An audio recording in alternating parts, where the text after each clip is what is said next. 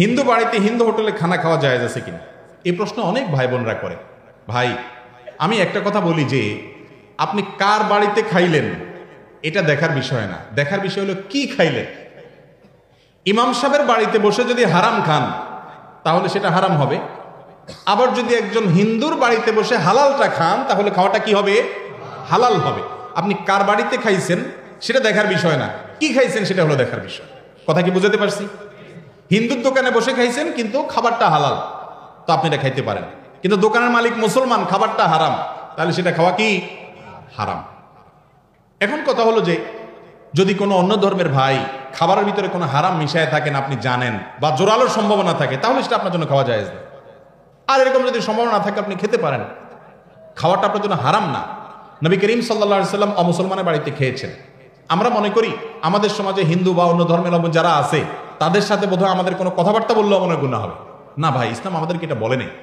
তাদেরকে বরং আপনার সুন্দর আচরণ দ্বারা ইসলামের সৌন্দর্য প্রকাশ করবেন। নবী করিম সাল্লাল্লাহু আলাইহি সাল্লামের একজন কাজের লোক ছিল ইহুদি, সেবক ছিল ইহুদি। আমি বলি আজকাল যদি কোনো ইমাম সাহেব যদি কোনো হিন্দুকে তার নিজের বাসায় কাজের লোক হিসাবে নিয়োগ দেয়, ড্রাইভার রাখে, চাকরি থাকবে ইমাম সাহেবের?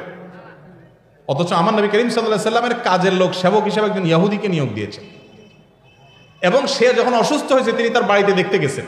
তাহলে বোঝা গেছে অমুসলমানরা তাদেরকে সেবা করতে যাওয়া, খেদমত করা, উপকার করা, তাদের বাড়িতে যদি দাওয়াত দেয় আপনি খেতে পারেন। তবে হ্যাঁ, অন্তরের অন্তঃস্থল থেকে যদি আপনি বন্ধুরূপে গ্রহণ করেন এবং মনে করেন না আমরাই তো, কোনো ভেদাভেদ নাই, এবং আল্লাহর শানে যে বৈরিতা বন্ধুতা সেটা যদি আপনার মধ্যে না থাকে, তাহলে ইমান নিয়ে টানাটানি হবে, সেটা ভিন্ন জিনিস। বাকি সামাজিক সম্প্রীতি বজায় রাখা, একসাথে সুখ শান্তিতে বসবাস করার জন্য একে অন্যের উপকার করা, পাশাপাশি দাঁড়ানো, এটা দোষ নাই, বরং এটা নির্দেশ আল্লাহ করেছেন। নির্দেশ করেছেন বলতে ন্যায়নিষ্ঠ আচরণ করতে আল্লাহ নির্দেশ করেছেন। লা ইয়ানহাকুমুল্লাহু আনিল্লাযিনা লাম ইউকাতিলুকুম ফিদ-দীন, এই আয়াতের মধ্যে আল্লাহ বলেছেন। অতএব হিন্দুদের বাড়িতে খাওয়া অথবা তাদেরকে ডেকে দাওয়াত দিয়ে আপনার বাসায় খাওয়াতে পারেন, কিন্তু সেটা ওই যে আপনি তাকে সদীকুন হামিমের পর্যায়ে রাখবেন না, এ হলো মূল বিষয়। এরপরে প্রশ্ন হলো, সিজদা বড় করতে গিয়ে ভুলে যায় প্রথম না দ্বিতীয়, প্রথম সিজদা অল্প তাসবিহ পড়ে দ্বিতীয় সিজদা লম্বা করা যাবে কিনা? এটা সুন্নাহর খেলাফ হবে ভাই। সুন্নাত হলো সিজদা প্রথমটা একটু দীর্ঘ হবে, দ্বিতীয়টা একটু কম দীর্ঘ হবে।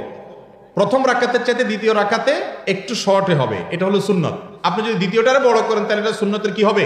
উল্টা হবে। সুন্নতের উল্টা হলে আপনি সেটা সওয়াব থেকে বঞ্চিত হলেন। প্রথমটাকে একটু লম্বা করবেন, লম্বা করলে আপনার স্মরণ থাকে না, তো স্মরণ রাখার জন্য নিজের সাথে লড়াই করতে হবে।